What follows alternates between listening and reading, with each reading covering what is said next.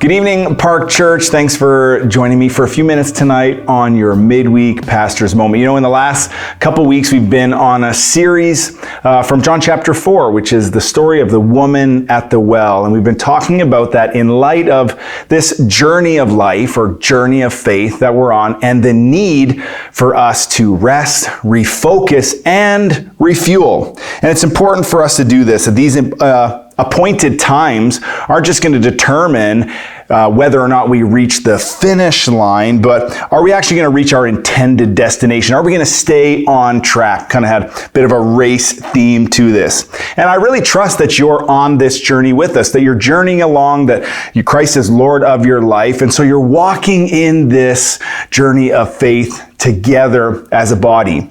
You know, 1997 was a really cool year for me, and I had a great experience, a very unique experience that year. I attended the Toronto Grand Prix, which at that time was called the Molson Indy. And it was an exciting event, and as you can imagine, there was a lot of buzz around the stadium grounds. There were all of the vendors, all of the people, and of course, there was the roar of the engines. Every time they passed by, zooming past us, you just heard them coming. Here in a minute, gone in a flash, and they rumbled the grandstands. It was incredible. I actually still have my ticket from that day stored away in my little sort of memory box. Don't read anything into that, but stored away in my closet because it was just such a memorable experience in my life. You know, the Toronto Grand Prix actually happened annually from 1986 to 2007, but 1997 was the only year that I attended. And that's because something unique happened in 1997. I was invited to attend. An invitation matters. You see, the woman at the well had had a transformational encounter with Jesus. When she met him, Jesus had confronted her in her wanderings. Jesus also corrected her theology. You know, you say that we should worship on this mountain or that. And then Jesus offered her a life-giving relationship with the one and only one that could offer her living water. When whoever drinks from this well will never go thirsty again. And so that left an impression on this woman, much like me on that day, maybe with a heart pounding and a sense of excitement. So let's read a little bit more in the story of the woman of the well in John chapter 4, beginning in verse 28. It says, "Then leaving her water jar, the woman went back to the town and said to the people, 'Come and see the man who told me everything I ever did. Could this be the Messiah?' They came out of the town and made their way towards him." Jumping down to verse 39, "Many of the Samaritans from that town believed in him because of the woman's testimony. 'He told me everything I ever did.' So when the Samaritans came to him, being Jesus, they urged him to stay with them, and he stayed 2 days. And because of his words, many more became believers. And they said to the woman, 'We no longer believe just because of what you've said. Now we've heard for ourselves, and we know that this man really is the Savior of the world.'" You know, for any event to occur, there is always a public invitation. There's always a generic or general understanding that something is happening. It's Monster Jam, it's a concert, it's a play. There's some general invitation given, some poster. Sponsors at these types of events, they put up advertisements hoping to get just some interest in their product or service from anybody attending. This is the lowest form of invitation, I believe the least effective, this generic invitation. Jesus rarely was surrounded by people that didn't already have an understanding of his impact in the region. Whenever we see crowds gathering around Jesus in the New Testament, it was when they came with their sick, they came with the blind, they came with the demon-possessed. They came because they had already heard rumor about him. They came and heard because they heard about his authority. They came and gathered because they had heard about the power, and that's why they brought people with them. So they already had some kind of understanding about the implications of the Christ being in that region. But if we learn from the woman at the well, the greatest impact from a person's life comes from a personal invitation. She runs into the town and she tells the people, come and see. She says, come and see the person that told me everything I ever did. come and see the one who understood everything about my life, yet wasn't offended, and he offered me living water. Come and see the one who didn't take offense at my sin, didn't segregate me because of our cultural differences. Come and see. And this is a personal invitation. This is connecting her personal experience with others, what Jesus had done, and inviting others into it. This is the impact Jesus had on my life. This is the impact my relationship with Christ has had on my family. This is the impact that belonging to a church has had on me and my friends. This is all that Jesus has done for me. And so I invite you to come along. I invite you to come and see for yourself. Perhaps you'll have the same life-changing experience.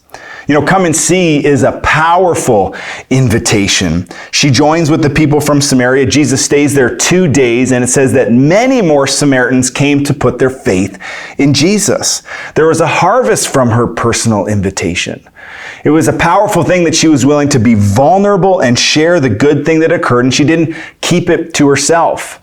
If we were reading earlier in the context of this, where she was at the well in the middle of the day, it was because she was embarrassed or ashamed because of her life of sin, because of her track record, these husbands that she had. And yet now she's completely transparent. She's telling people, yes, I'm a sinner. Now come and see the person who loved me in spite of that. She invited them to get on track and to join the race. It was a powerful invitation. Park Church, we need to invite people to join us on this journey. We need to invite people to come alongside and come and experience the transformational, life-changing power that Jesus has had in your life and in mine. It comes from a personal invitation. We can't rely on the lowest form of invitation, the generic invitation, which is when people just drive by, they see this building, they understand that maybe it's a church. No, we have to invite them personally to come along and go with them. The woman went, she said, come and see, and then she came back with the people. Come and join me on a Sunday. Come alongside of me as I attend this life group or small group.